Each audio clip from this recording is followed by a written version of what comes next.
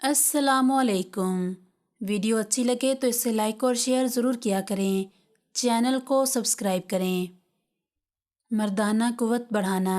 सर्दियों में 2 रत्ती यानी 250 मिलीग्राम ज़ाफ़रान दूध में मिलाकर पिएं।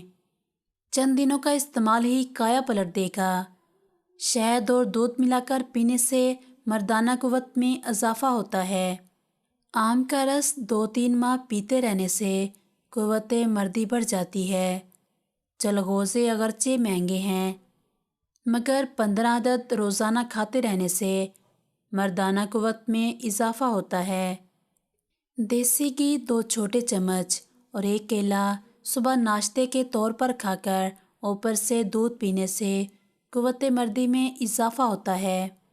बादाम 5 अदद 1 चमचा देसी घी गर्म दूध में मिलाकर पीने से बहुत ताकत हासिल होती है।